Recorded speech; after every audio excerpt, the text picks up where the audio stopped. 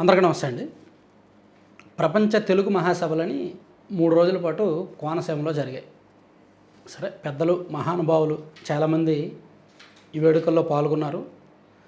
వీటి నిర్వాహకులనో లేదంటే ఇక్కడికి వెళ్ళిన అతిథులనో పెద్దలనో అగౌరవపరచాలని అయితే నేను ఈ వీడియో చేయట్లేదు, కానీ నాదొక సూచన మాత్రమే. సో ఇటువంటి పెద్ద పెద్ద మహాసభల వలన ఫలితం ఏమైనా కనిపించాలి కదా. సో గొప్పవారిని పిలిచి గొప్ప ప్రసంగాలు ఇప్పించి స్టేజ్ మీద వాళ్ళని సత్కారాలు చేసి ఈనాడులో పెద్ద పెద్ద వార్తలు వేయించుకుంటే అయిపోద్దా? ఈనాడు, ఆంధ్రజ్యోతి, సాక్షిలో వార్తలు వస్తాయి, అమ్మయ్య మేము మహాసభలు పెడతాం, ఈ 3 రోజులు పేపర్ కవరేజీ బాగుంటుంది, పెద్ద పెద్ద వాళ్ళు వస్తారు, వాళ్ళని మేము సత్కరిస్తాము, సో మేము స్టేటస్లు పెట్టుకుంటాము, మా సోషల్ మీడియాలో షేర్ చేసుకుంటాం, మీడియాలో వచ్చేస్తుంది, అంతేనా?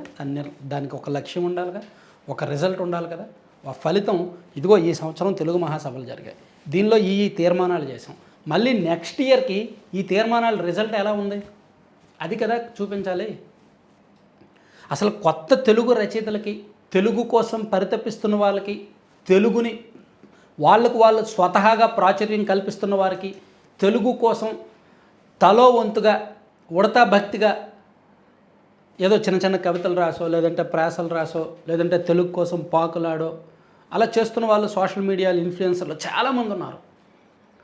ఈ మధ్య హరీష్ ఆర్ మీనన్, ఆయన యాక్చువల్లీ కేరళ మలయాళీ, ఆయన మాతృభాష ఏమీ తెలుగు కాదు, కానీ ఆయన విశాఖపట్నంలో వాళ్ళ ఫాదర్ ఏదో జాబ్ చేస్తారంటే ఆయన విశాఖపట్నంలో కొన్ని సంవత్సరాలు ఉన్నారు. దాంతో తెలుగు మాట్లాడడం, చుట్టుపక్కల వాళ్ళు తెలుగు మాట్లాడుతుంటే దాన్ని విని అరే తెలుగు భాష చాలా బాగుంది, యాక్చువల్లీ మలయాళీ బాగానే ఉంటుంది, తెలుగు భాష చాలా బాగుంది, సో చూడడానికి, చదవడానికి, రాయడానికి, మాట్లాడడానికి బాగుంది అని చెప్పి తెలుగు భాష మీద ఇంట్రెస్ట్తో నేర్చుకొని ఆయనే తెలుగులో కథలు రాశాడు. ఆయన ఆ కథలను ఒక పుస్తకంగా రిలీజ్ చేశారు ఒక 3 నెలల కిందట. పులస, ఆ పుస్తకం పేరు పులస.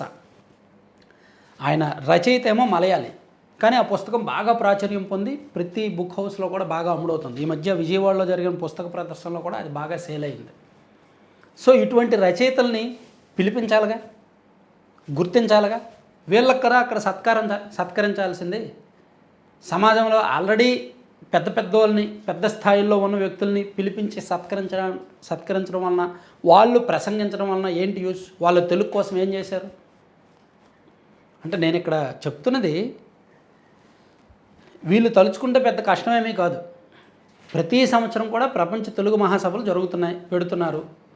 దాని తీర్మానాలు ఎంతవరకు అమలవుతున్నాయి అనేది మళ్ళీ పట్టించుకోవట్లేదు. మళ్ళీ నెక్స్ట్ ఇయర్ పెడుతున్నారు, కొంతమంది అతిథులను పిలుస్తున్నారు, వాళ్ళ చేత ప్రసంగాలు ఇప్పిస్తున్నారు, అయిపోతుంది అంతే. మన తెలుగు రాష్ట్రాల్లో ఉన్న హైకోర్టుల్లో తెలుగులో ఎప్పుడు వస్తాయి జడ్జిమెంట్లు? హైకోర్టుల్లో తెలుగులో జడ్జిమెంట్లు రావాలని ఎప్పటి నుంచో చెప్తున్నారు కదా. సో తెలుగులో జడ్జిమెంట్లు రావాలిగా. అసలు మన తెలుగు రాష్ట్రాల ప్రభుత్వాలు జీవోలు, ప్రభుత్వ ఉత్తర్వుల్ని, అధికారిక ఉత్తర్వుల్ని తెలుగులో ఎందుకు ఇవ్వట్లేదు? ఇప్పుడు మనం జీవోలు ఓపెన్ చేస్తే GOIR.AP.gov.in కొడితే ఇంగ్లీష్లోనే వస్తున్నాయి, తెలుగులో ఎందుకు రావట్లేదు? సో ఖచ్చితంగా తెలుగులో రావాలి. ఆప్షనల్గా కొన్ని తెలుగులో వస్తున్నాయి, లేకపోతే లేదు. ఖచ్చితంగా తెలుగులో రావాలి.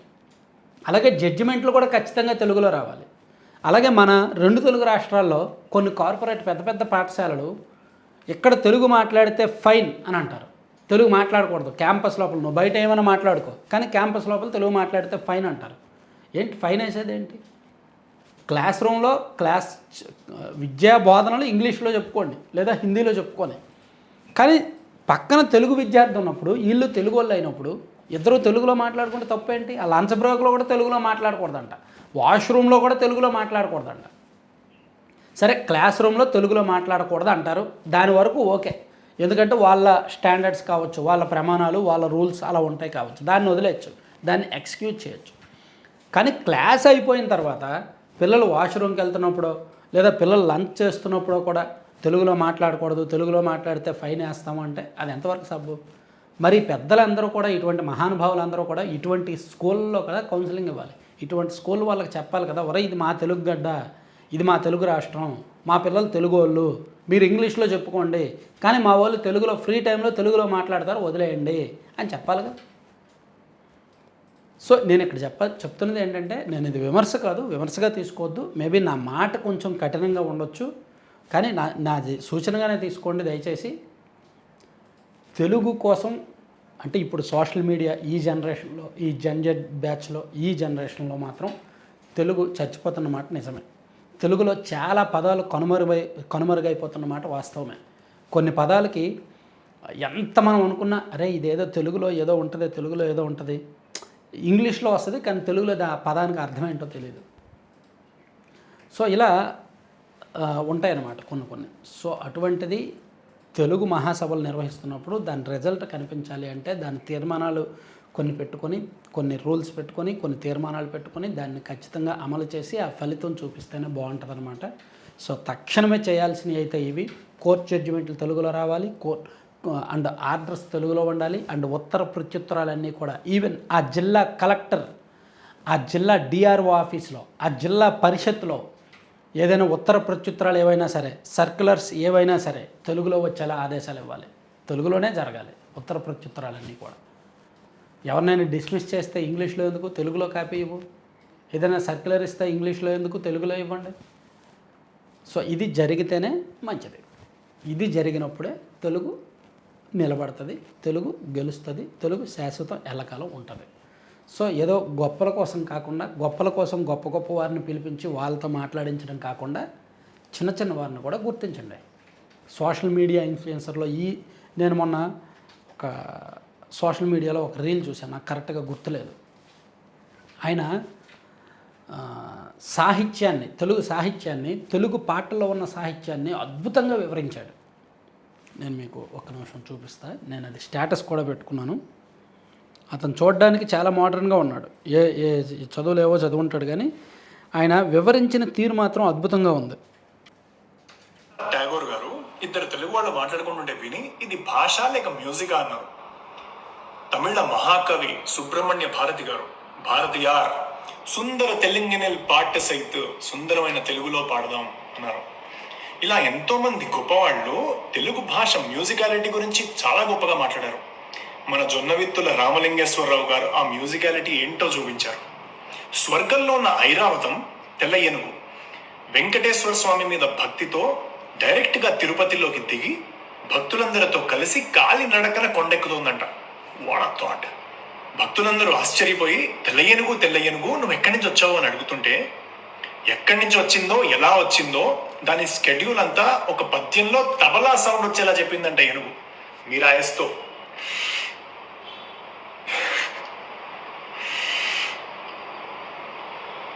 తరకిటదికి గిరికటసని మరకత పతక పపతిక నమ్మతిన తిన్నడు చుంతరితక త్వరితక తింతక తిరిగిత తిరుపతి తిరిగి. ఈయన ఎవరో నాకు తెలీదు. నేను సోషల్ మీడియా గ్రూపుల్లో సర్క్యులేట్ అవుతూ నేను వీడియో చూశాను. తెలుగు అంటే అతను చూడడానికేమో తెలుగు అబ్బాయిలా లేడు, కానీ ప్యూర్ తెలుగు చాలా స్పష్టంగా మాట్లాడుతున్నాడు. ఒక ఇన్ఫ్లుయెన్సర్, ఒక సోషల్ మీడియా ఇన్ఫ్లుయెన్సర్. ఇటువంటి వాళ్ళ చేత ఇటువంటి వేదికల్లో మాట్లాడించాలి కదా. నేను ఇందాక చెప్పానా, హరీష్ ఆర్ మీరన్ అని ఒక రచయిత, మలయాళీ అయ్యిండు ఒక రచయిత. ఆయన చేత మాట్లాడించాలి, ఆయన్ని సత్కరించాలి. ఇటువంటి వ్యక్తిని గుర్తించి ఇటువంటి వాళ్ళని పిలిపించాలి, వీళ్ళని సత్కరించాలి, వీళ్ళ చేత మాట్లాడించాలి, వీళ్ళకు బాధ్యతలు అప్పచెంపాలి, ఇటువంటి వాళ్ళని మహానుభావులుగా గుర్తించాలి. సో అట్లా అంటే ఒక స్థాయికి వెళ్ళిపోయిన తర్వాత, గొప్పవాళ్ళు అయిపోయిన తర్వాత గొప్ప వారిని పిలిచి అంతకు మించి కాకుండా కొంచెం కిందకు కూడా చూస్తే బెటర్. కిందకు చూస్తూ కొత్త వాళ్ళని గుర్తిస్తూనే అట్ ద సేమ్ టైం ప్రభుత్వ ఉత్తర ప్రత్యుత్తరాలు అండ్ కోర్టు నుంచి వచ్చే ప్రతి ఆదేశము కూడా తెలుగులో కూడా ఖచ్చితంగా వచ్చేలా చూస్తే మంచిదన్నమాట. ఇది ఒక సూచన మాత్రమే. Thank you.